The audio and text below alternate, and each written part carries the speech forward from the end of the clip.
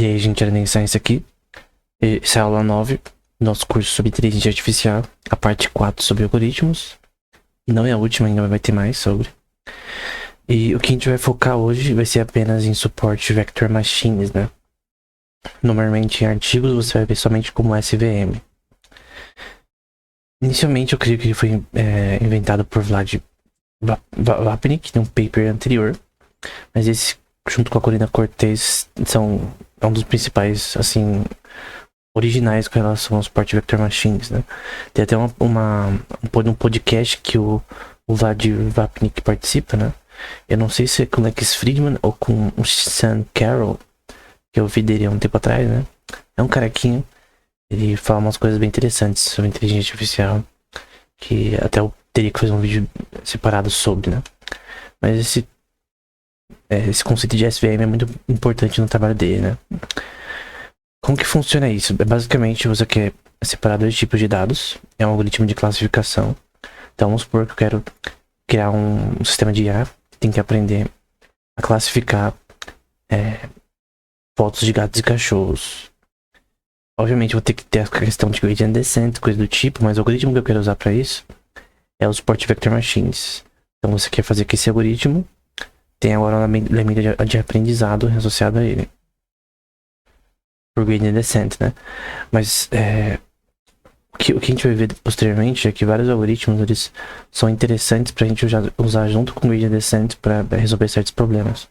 Então vamos supor que eu quero ter um banco de dados com essas fotos e eu quero classificar usando elas como base, né? As questões relacionadas aos parâmetros, pixels que representam parte da imagem. E eu quero separar fotos de gatos e cachorros. Vamos supor que os azuis são gatos e os verdes são cachorros, né? O objetivo do algoritmo é criar um hiperplano com uma margem, que é essa parte aqui meio amarelada, e uma linha que corte essas duas, como se fosse uma regressão linear, né? Esses dois tipos de dados. Por que você quer fazer isso? Para você, pelas características de cada imagem, né? Seus dados, classificar elas. Então vamos supor que tava tudo um bolo misturado que você não conseguiria saber qual é qual. Com mais de 10 mil imagens, 30 mil imagens, 100 mil imagens. E você quer fazer um algoritmo para classificar elas automaticamente e aprender a fazer isso, né? Tem essa imagem aqui, que é até mais bem feita. E a gente tem aqui o que é chamado de suporte vectors, né? Que vão ser a base mais próxima à margem. E essa linha aqui é chamada de meio como se fosse linha de decisão, né? Realmente o que define o que é cada coisa. Isso aqui não é só aplicável para classificação de imagens, também é aplicado, por exemplo, aplicável, né? Para questões relacionadas à classificação de imagens com relação a tentar prever câncer numa pessoa, então usando imagens com relação ao câncer de pele e bancos de dados, né? Você consegue criar um algoritmo para detectar isso. Detecção, por exemplo, com relação aos dados, eu já vi sendo usado para classificar dados com relação a diabetes. Então, com base nos dados com relação a nível de glicose, blá blá blá, uma pessoa, você basicamente vai tentar usar isso para tentar, com os bancos de dados, tentar fazer uma diferença entre as pessoas que têm, não têm, e conseguir classificar isso, né? E aí você consegue detectar isso com imagens novas, né? Aí você tem um algoritmo pronto, um aplicativo pronto, por exemplo, e aí você usa para isso. Aqui é um exemplo do algoritmo desse paper, que é da construção de hiperplano, em que esse alpha com i são os weights, as sinapses artificiais desse contexto, e o z é o que é chamado de feature space, que eu já vou mostrar uma imagem, que basicamente onde todos os seus dados vão estar agrupados, e x é o input, né? E esse sign que está aqui é basicamente, ele é uma chamada de sign function, né? Ou função sign, que você tem aqui uma forma condicional, né? Se x for menor que zero, então o valor vai ser menos 1. Se for igual a zero, vai ser 0. E se for maior que zero, vai ser igual a 1. Então, você vai usar isso para você conseguir classificar seus dados de uma forma meio que não binária, né? Mas tripartite para você ter uma separação entre eles, né? E aqui é da própria paper, né? Esse hiperplano óptimo entre os dois dados, os dois conjuntos de dados, e esses que estão na borda, né? Desse hiperplano. Aqui a gente tem os vetores, o conjunto de vetores com relação a esses dados. Esses é relacionado ao feature space. Então, basicamente vai ter a soma de todos esses dados e você quer agora trabalhar com eles para conseguir classificar eles, de certa forma, né? Mas basicamente aqui a gente tem o agrupamento desses dados como um todo para o hiperplano ser construído, né? Nesse espaço. E quanto mais esse espaço tem mais características, mais dados, mais complexo fica de você resolver esse problema algoritmicamente, porque tem um problema que a gente vai falar posteriormente. Quanto mais dados você tem no sistema, mais difícil o algoritmo seja eficiente para resolver ele rapidamente, né? Não é que eu queria que o algoritmo demore 7 anos para ser completado, né? E a gente vai falar sobre isso posteriormente, né? Basicamente a gente tem essa função sign, a soma de todos os suportes, os vetores suportes, né? Que são esses daqui, né? No caso. Que vão ser a base da classificação em si. E aí você vai ter o feature space, que é esse Z, e uma coisa chamada dot product, que é um produto entre vetores, né? Um produto vetorial, que eu já vou mostrar visualmente. E mais esse slope aqui da função, que é aquela linha que a gente quer criar. Então você quer criar uma linha que esteja em relação com nossos dados, com os nossos weights, os nossos vetores, né? Que representam fotos de gatos, nesse caso, né? Fotos de gatos e cachorros, por exemplo, para você classificar elas. E aí, no caso, você quer criar um hiperplano que separe essas duas, né? O dot product é basicamente, não é uma função de vezes, tá? Você vai ter dois grupos de vetores. Vamos supor que, no nosso exemplo, que esse grupo A seja um grupo de classes de vetores que estão associadas a fotos de gatos e outros de cachorros. E você quer somar isso, o produto disso. E vai ter uma dimensão também com relação a essa questão. Pode ser unidimensional, bidimensional, tridimensional ou mais que isso.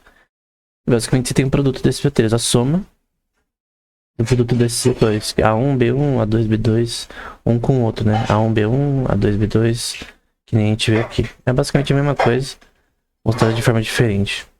O Future Space é esse daqui. Então você tem dois componentes, duas dimensões. Embora aqui está representado em uma dimensão só, você tem dois tipos de dados, né? E dá pra você ver que aqui eles estão mais separados, aqui eles estão mais ajuntados, aqui extremamente separados. E, por exemplo, nesse caso aqui que você tem um sistema mais complexo, você quer saber como que eu posso criar um sistema que pode separar isso daqui. Eu tenho esse conjunto de imagens, por exemplo. Como que eu posso separar elas de uma forma rápida e eficiente, né? Imagens, por exemplo, com relação ao câncer de pele ou não. Pra você fazer essa questão de você classificar e conseguir detectar elas, né? E aí o que você quer fazer é isso, né? Uma linha de decisão que separa as duas. Esse é o objetivo. Essa imagem do próprio artigo, eles usam isso para classificação de caracteres, né?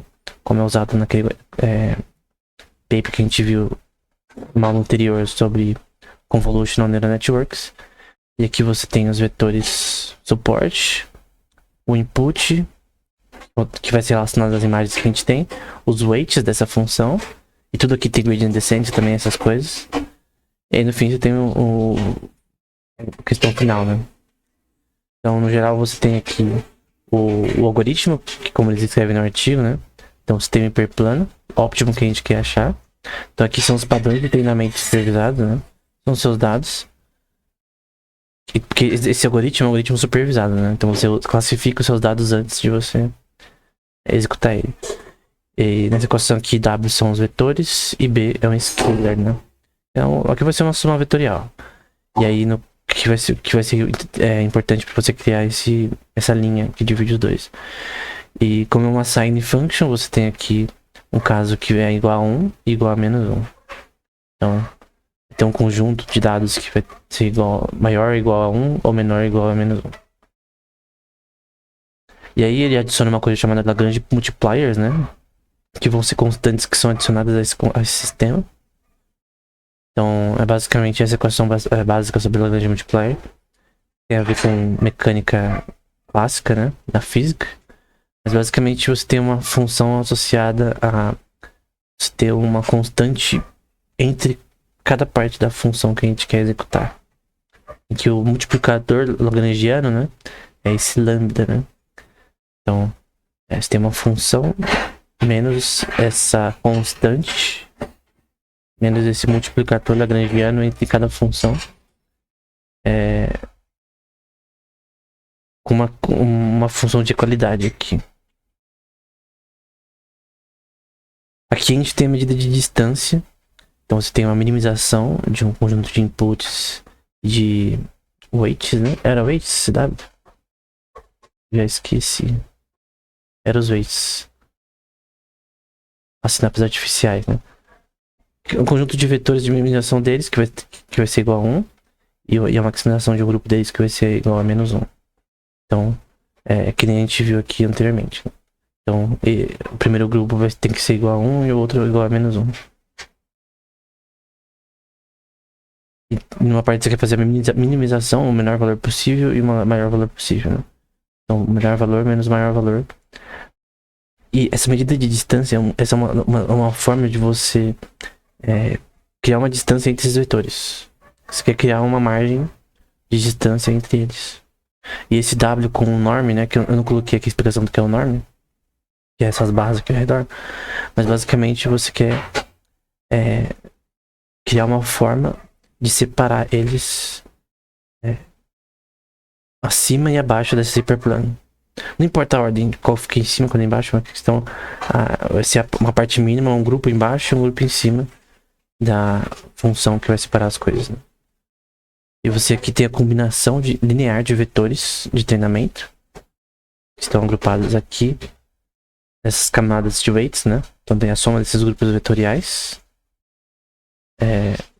Contexto de weights e tal. Aí vai dizer, né, que observe, entretanto, que o problema de construir um hiperplano que minimize o número de erros nesse conjunto de treinamento que está aqui é, em geral, NP-complete. Ou NP-complete, né? O que é algo que é NP-complete? Isso aqui é muito importante. É basicamente um algoritmo e ele é provado que tem uma solução. Então você tem como provar algoritmicamente que tem uma solução rápida. Mas a gente não achou essa solução. Algoritmos que são classificados como P tem uma solução rápida. Acabou. NP são, principalmente NP complete, são algoritmos que a gente não tem uma solução rápida. Ou seja, você não consegue criar nenhum algoritmo que pode resolver esse problema rapidamente, de forma eficiente, você não consegue resolver o problema. Então você quer, por exemplo, resolver o problema de protein fold que a gente viu em outro vídeo, né? Você prevê a estrutura de proteínas. Não existia nenhum algoritmo para resolver esse problema. Foi resolvido com algoritmos supervisados de inteligência artificial pela DeepMind. Tem um paper na Nature, né? Eu já mostrei o livro anteriormente. Mas basicamente era considerado NP-complete. Ainda é NP-complete.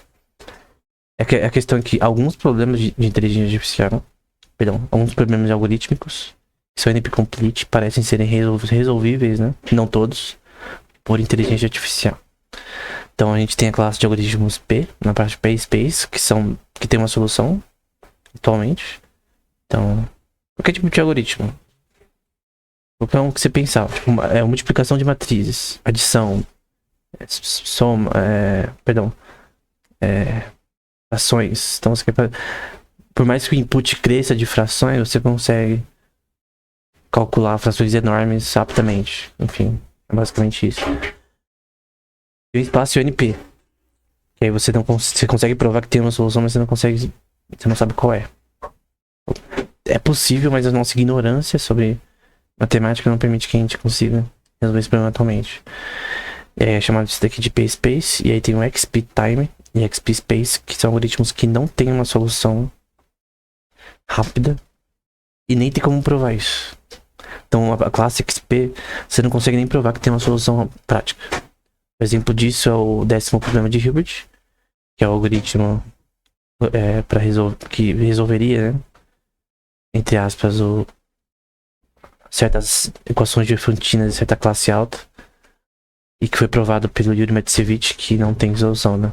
Então, foi achado um problema na matemática que não tem solução para você resolver rapidamente. Que é você achar números inteiros e equações diofantinas de um certo tipo, né? Então não tem solução. Então ele é da classe XP. Você não pode achar uma solução. Tipo, nesse caso é uma classe talvez até diferente. Não tem solução mesmo. Não tem solução. Não tem como você fazer isso arbitrariamente conforme as classes de equações diofantinas crescem, né? Então tem algoritmos que não tem solução mesmo. Pela própria estrutura da matemática não tem solução humana no momento. Então você tem aqui essa proposição, né? Que quem conseguir resolver vai ganhar $1 milhão pela Universidade dos Estados Unidos. Se P é diferente de NP ou igual a NP. Se P for igual a NP, quer dizer que todos os algoritmos que estão nessa classe aqui, NP, porque obviamente P não é igual a XP, porque tem algoritmos que não tem solução e acabou. Mas nessa classe aqui, nos algoritmos que eu não coloquei a lista, né? Talvez a gente fale sobre isso em outro episódio. Mas, por exemplo, algoritmos de color matching, vertex color, vários problemas que não tem soluções ainda. O problema do caixeiro viajante, né? Que é o traveling salesman. Dada N cidades, você tem que calcular a menor distância possível entre elas, dado um certo orçamento. Quanto mais o número de cidades cresce, mais é difícil, né? Até com 1.000 e poucas você consegue, tipo, mas quando aumenta para 1 milhão, 2 milhões, 100 milhões, você não tem um algoritmo eficiente, você não consegue resolver o problema. Você não consegue saber qual é o melhor caminho, né? Que é o caminho de Hamilton. Então, se P é igual a NP, então todas as classes de algoritmos NP-hard são solucionáveis. Tem algoritmos que hoje em dia são P por causa da inteligência artificial. Só que o problema é que nem todos os problemas que são NP são resolvíveis pela inteligência artificial atualmente. Alguém pode tentar provar que a inteligência artificial ou de repente computação quântica pode resolver todos os problemas NP hard ou NP complete. Mas no momento isso não existe. Não existe prova, principalmente na computação quântica, não existe prova. Tem algoritmos clássicos que são melhores que na computação quântica. Problemas clássicos que são melhores, são resolvíveis de forma melhor pela computação clássica que pela quântica e pela computação clássica do que com inteligência artificial. Então tem classes de problemas, NP-hard e NP-complete, que tem solução clássica, que tem solução com inteligência artificial, que tem solução com computação quântica. Só que a gente não sabe se, por exemplo, se nessas três classes juntas é o suficiente para resolver todos os problemas NP-hard e NP-complete. Então não tem uma prova disso atualmente. Então a gente não sabe nem se P é igual a NP e nem se P é diferente de NP, ou seja, tem classes de problemas que não tem uma solução prática rápida. A gente poderia citar aí várias coisas que argumentariam por CP diferente de NP, como a gente já viu em outro vídeo. Como, por exemplo, limitações de dissipação de energia no computador. Um exemplo é o limite de Brouwer, o limite de Landauer. Então, limite de dissipação de calor mínima que o processador precisa, mesmo o melhor processador do mundo, que fisicamente o processador precisa para fazer operações físicas. Aí tem pessoas tentando fazer, por exemplo, computação quântica tem uma coisa chamada computação reversível, né? Que aí tem pessoas que argumentam que ela é abaixo do limite de Landauer, ou seja, você consegue mais eficiência abaixo do que o limite de Landauer diz, porque ele diz que tem uma hora que você chega num ponto que você tem que ter um mínimo de dissipação de energia, ou seja, você não consegue ser melhor do que aquilo. Você precisa de energia para resolver problemas. Tem também uma coisa chamada No Lunch Theorem, ou teorema do lanche não grátis, em algoritmos de optimização, que diz que na inteligência artificial, machine learning, né, você tem uma coisa que é não ter uma bala de prata, né? Tem problemas que tem uma coisa chamada lower bound, né? Que no caso é a parte mais baixa necessária o mínimo necessário para executar aquela computação. Então, e essa lower bound ela pode ser próxima do limite de Landauer. O que significa que fisicamente é impossível você ser abaixo do que é chamado de computação reversível. Computação quântica, por exemplo, de fato é mais eficiente do que o limite de Landauer, para alguns teóricos poderem dizer, né? Posso citar um exemplo do Charles Bennett, geralmente com relação a isso, né? A minha opinião sobre computação reversível vem dele, né? Que ele usou com base na biologia humana, que a forma que Deus criou proteínas e DNA como um todo, ela computa algoritmos reversíveis. Isso é provado cientificamente. Eu já falei disso em livros também. Eu creio que no livro sobre computação quântica eu falei sobre isso. E basicamente, e tá na Amazon, por sinal.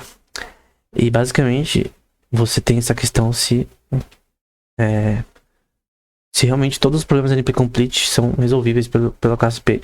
Tem a questão, por exemplo, que a maioria dos problemas NP-complete, você pegar os grupos como o caminho de Hamilton, o Trivial Salesman, Vertex Cover, SIT, todos esses algoritmos eles estão no contexto de teoria dos grafos, né? O Graph Theory. E diz a questão que se você resolve um desses problemas, como SIT, Trivial Salesman, estão tudo no contexto de teoria dos grafos. Por isso que é muito importante a ciência da computação. Basicamente, você vai resolver todos os problemas computacionais NP-complete. Então, essa é a questão. Se você resolve um problema, você resolve todos. A questão é possível resolver todos os problemas? Alguém consegue resolver o Trio SIT, que é um problema de lógica proposicional, que eu sinceramente acho difícil de entender ainda. A gente pode fazer um curso sobre isso. Eu fiz um curso no edx.org sobre esse tema. Vou deixar na descrição, porque eu gosto muito dele, porque o professor ele fala só sobre isso. Só sobre quais são os algoritmos NP-hard, NP-complete, a classe XP, enfim. É muito legal. E acho que eu fiz há uns 2 anos atrás. Então, basicamente essa questão mais fundamental da matemática aplicada, metamatemática e da ciência da computação. Se P é diferente de NP ou igual a NP. Na minha opinião, eu vou dar uma opinião teológica, uma opinião humana, né? Humanamente falando, tem limites físicos que talvez não criam esse problema da questão do no lunch theorem. Tem um lanche grátis. Então tem uma lower bound, né? Tem um limite mínimo do que você precisa necessariamente fisicamente para fazer computações para resolver algoritmos. E isso talvez seja um problema para resolver todos os problemas NP-complete. Alguém poderia dizer que não, que algoritmicamente não tem nada a ver com limites físicos. Eu poderia dizer, não, se a gente pegar certos algoritmos usando inteligência artificial, usando várias formas e técnicas heurísticas, você consegue resolver isso. Não é questão de eficiência energética, né? Porque o limite de Landauer tem a ver com eficiência energética. Ou o limite da lei de Moore. Vai ter uma hora que os chips não vão conseguir ficar menores e não vão conseguir ficar eficientes ao mesmo tempo. Só diminuindo para os nanômetros dos transistores, né? Mais transistores, melhor. Mas o ponto é que mesmo em transistores, mesmo em CPUs, você precisa de algoritmos de optimização. E também você vai ter limites, lower bounds nesses algoritmos, né? Então, dado um conjunto de dados muito grande, a gente sempre tem uma lower bound. Tem o mínimo de energia possível necessária para isso. E mesmo esses problemas por exemplo, a questão do AlphaFold, né? Que eu falei anteriormente, que resolveu o problema de prever estrutura de proteínas, que era NP-hard. O próprio filme Traveling Salesman fala sobre o problema de envelopamento de proteínas sendo NP-hard. Não tem solução. E hoje tem solução. Hoje temos solução para esse problema. Usando inteligência artificial, usando algoritmos supervisados com base em dados no Protein Data Bank, que é uma quantidade de proteínas. Então a questão é, muitos problemas NP Complete, NP Hard, ou seja o que for, são resolvíveis por inteligência artificial. São resolvíveis classicamente, né? Então, a gente tem que esperar alguém inventar um algoritmo que funcione nesse contexto. E aí é ignorância nossa. Só que eu creio, por exemplo, teologicamente, né? Também escrevi livros de teologia, eu creio que eu posso argumentar nessa questão. Que Deus, pra Deus, eu creio, né? Que ele consegue resolver todos os algoritmos possíveis NP Complete de forma eficiente. Então, ele sabe, desde a fundação do mundo, Deus no caso, Deus cristão da Bíblia, protestante, tal, que como resolver problemas NP Hard, NP Complete e até XPs arbitrariamente. A questão é, eu não sei exatamente como a gente pode resolver esses problemas. Eu não sei se pra nós a gente consegue dizer que P é igual a NP. Talvez seja o fato da nossa ignorância. A gente até criar essa questão, né? Porque se tantos algoritmos NP Hard e NP Complete hoje são classificados como P, tem algoritmos eficientes para resolver, como foi no caso do AlphaFold, como foi no caso do Gradient Descent. Gradient Descent é NP Hard. Eu já falei isso anteriormente. Suporte Vector Machines é NP Complete, porque funciona hoje em dia para muitos dados. Então, eu creio que, por mais que teoricamente, eu pessoalmente acho que P é diferente de NP, cada vez mais nós vemos que que a gente tem muitas coisas que estão mostrando que P é igual a NP. Eu não sei.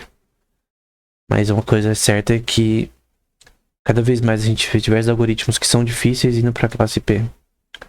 Então, deixa nos comentários aí o que você acha, né? P diferente de NP ou P igual a NP? Então, por exemplo, Gradient Descent era considerado NP Hard. Quanto mais você aumenta o input, quanto mais dados você tem, mais o negócio fica complexo. E tem uma forma de explicar isso com uma coisa chamada modição da dimensionalidade, né? Em cursos de inteligência artificial, isso aqui é uma das primeiras coisas que você aprende. O que é isso? Conforme a dimensionalidade, ou seja, número de características, número de dados. Então, por exemplo, em vez de eu ter um banco de dados com 5.000 fotos, eu tenho 1 milhão de fotos. Quanto mais dados, dimensões, características, porque agora eu tenho mais pixels para analisar de cada foto, para fazer um algoritmo, né? Para classe de classificação de imagens. Mais imagens, por exemplo, para detectar câncer de mama, por exemplo, câncer de pele, enfim, não importa. Você vai ver a performance da classificação desses dados, né? Sendo boa nesse nível de dimensionalidade, mas quanto mais o número de características aumenta, mais a classificação abaixa. Teoricamente, essa era a opinião. É aquela questão, no lunch theorem. Quanto mais um algoritmo, um problema fica mais difícil, a gente tem uma lower bound, a gente tem o nível mínimo necessário para a gente resolver o problema. Como que a gente resolve essa questão? A questão por incrível que pareça, e por isso que muitos acreditam, teve até uma série de palestras no Advanced Center of Study que estão gravadas no YouTube, vou deixar na descrição, que eles discutem isso. Por que a inteligência artificial funciona se muitos dos problemas era classificado como NP Hard, NP Complete, não tem solução e funciona. O algoritmo aprende lá e resolve. Por quê? Isso pode ser uma das especulações que P é igual a NP. Mas numa palestra, né, do Sanjeev Arora, né? Sanjeev Arora. Um curso sobre algoritmos, né? Ele vai dizer não é aula, mas acho que na palestra 13, capítulo 13, dessas anotações, né? Com o título de High Dimensional Geometry Course of Dimensionality, né? E ele vai dizer modição da dimensionalidade, um termo cativante derivado pelo Richard Bellman, que também inventou o termo programação dinâmica, né? ou Dynamic Programming, né? Que é muito importante aí pra tudo que eu falei anteriormente também. E várias soluções com Dynamic Programming são usadas para resolver esses problemas. NP Hard, né? O NP Complete. Refere-se ao fato de que os problemas podem ser muito mais difíceis de resolver em instâncias de alta dimensão. Este termo pode significar muitas coisas. O mais simples é NP Hardness, né? Ou o que a gente vê aqui, né? Problemas que não têm uma solução. Tipo, você não consegue achar uma solução. Dizer que tem uma solução. Então tem esse problema também chamado overfitting. Então são dois problemas.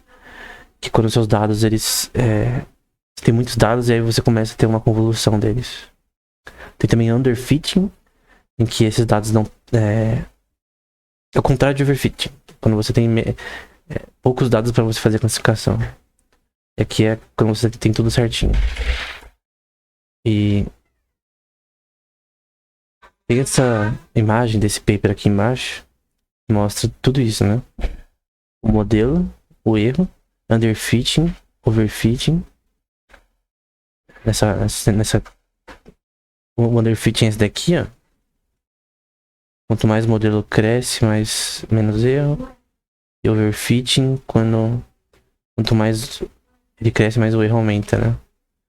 Aí você tem um menor modelo entre eles aqui, né? O teste de erro e tal. Enfim. E aqui eles mostram um exemplo, por exemplo, do Support Vector Machines, né? Que eu falei anteriormente. E uma coisa chamada Kernel Support Vector Machines é que você transforma o seu input space para criar uma imagem. Lembra do kernel que eu mostrei em outro episódio? Que criar uma imagem que vai representar esses dados em mais de uma dimensão. Um método, né? Para você representar as imagens de uma forma que você consegue separar elas de uma forma mais simples quando elas estão em uma dimensão só. Então por isso que você transforma essa imagem unidimensional em bidimensional e para frente, né? Então você transforma o que é unidimensional para algo de várias dimensões, né? Para você conseguir classificar as coisas de uma forma mais fácil, né? Então, por isso que é o kernel, ele é uma representação de uma imagem como essa, uma coisa tridimensional ou mais. Mas aqui é uma coisa que mostrou também no outro paper, só que eu não mostrei anteriormente, que é o que é hard margin e soft margin. E nessa parte da soft margin você tem alguns suporte, vetores de suporte, né? Que vão entrar dentro do hiperplano, né? E essa é a diferença, né? De uma que é totalmente fixa nas bordas. E o kernel, ele é basicamente representado por essa função. Então aqui é o kernel, é a imagem representada pelos dados. E você tem a soma com relação a função que você está usando. E tem diversos tipos de função de kernel que poderiam ser usadas para seus algoritmos, né? E isso pode afetar seu treinamento, né? Então, dependendo do problema que você quer resolver, né? Se é classificação de imagens, de texto, ou seja o que for, você usa algoritmos diferentes.